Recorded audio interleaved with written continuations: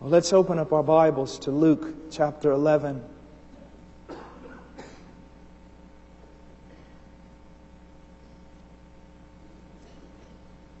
Luke chapter 11, verse 1.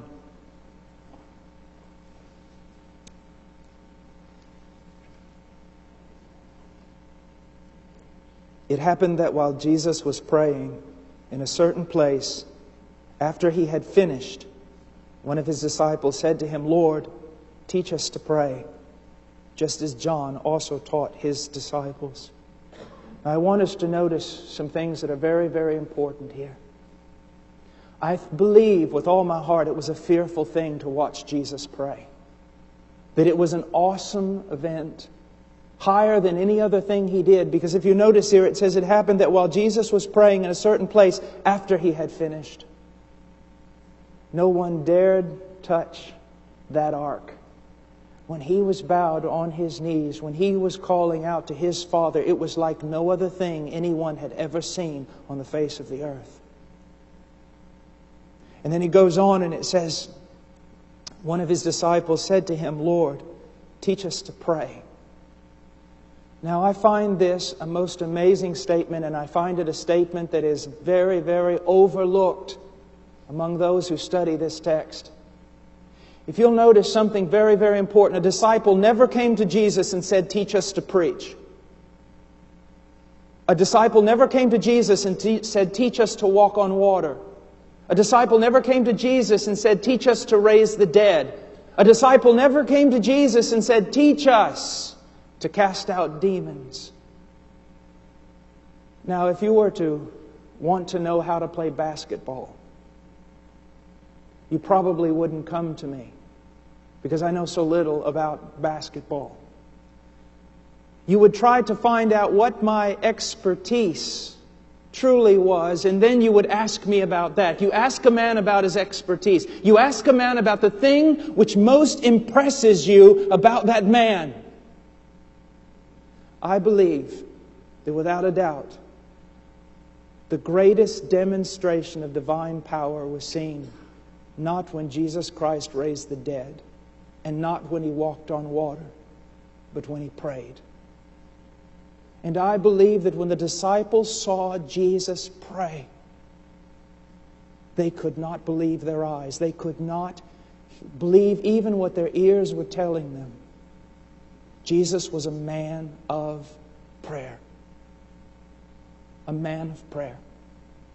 Now let me ask you a question. When people hear you pray, do they hear someone who knows God? Do they hear the rhythm of a religion? Do they hear words that have been taught to you by other men? Do they hear form? Do they hear intellect? Or do they hear a man or a woman or a child who spends much time in the presence of God? Has anyone ever come to you and said, "Teach me to preach like you preach"? Well, that may be something to boast about, but not before God. Has anyone ever come to you and said, "Teach me to administrate like you administrate"? Has anyone ever come to you and said, "Teach me to pray"? I am not much of a man, but I have had the privilege in my life to be in the presence of many men used by God. And the one thing that I noticed, they had very little in common, except one thing.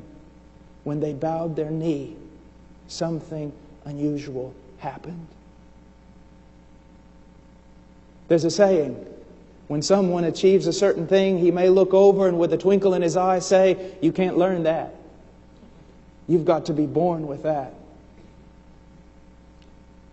You can't fake prayer." Jesus was a man of prayer. And when He prayed, people saw the difference. Now, I want to look for a moment at the idea that Jesus was a man of prayer. And I've just scribbled down here a bunch of verses, and I'm going to kind of read a hodgepodge of verses that you might come to understand the importance of prayer in the life of Jesus Christ, and then come to understand that if prayer was so important to the incarnate Son of the living God, then how much more important should prayer be to us? How much more should we depend upon prayer? Jesus lived a life of prayer. That's the first thing I want you to see. In Luke 5:16 it says, "But Jesus Himself would often slip away to the wilderness and pray." You know, oftentimes when we find something that we greatly enjoy, as opposed to what we grudgingly must do, we try to slip away to it. A man might want to avoid his yard duty by slipping away to watch a ball game. A man may come into work early so he can slip away to go hunting. A wife may want to slip away to go to the mall. They slip away to the things that they most enjoy.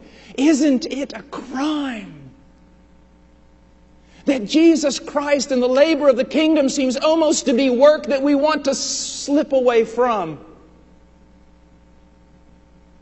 I heard tell of a story of an evangelist. He got off the plane and was received by the pastors, and immediately they took him out to play golf. I don't have much of a problem with that. Never played golf myself. But they took him out to the golf course, and that's a fine thing. I guess they saw that he needed to rest, and as they were going out there across whatever you cross to do whatever you do when you play golf, the evangelist just happened to mention, he said, "Well, you know, the Lord is so good. The other day he was just..." And the preacher stopped him and says, "Let's not talk shop out here. This is the place where we're going to rest. The only place you'll ever rest is in Jesus Christ." And you know when you're walking with God, when you slip away to Him, when you say, there's so much I have to do, so much grudging work, so much labor, I just wish that I could slip away to Him for a moment, because He's the one to whom I escape.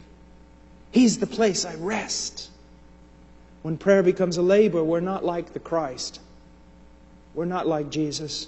But it says He would slip away into the wilderness and pray. Notice He would go into the wilderness. My friend, the world, even the church, is just so filled up with noise. So filled up with noise that every once in a while, especially those of you who are pastors, you have got to slip away. And you've got to go to a wilderness where no one can find you and seek your God. And be very careful that sometimes you don't take along all those books with you. Because to many, Jesus Christ can just become proper exegesis, proper hermeneutic, a thing to be studied instead of a person.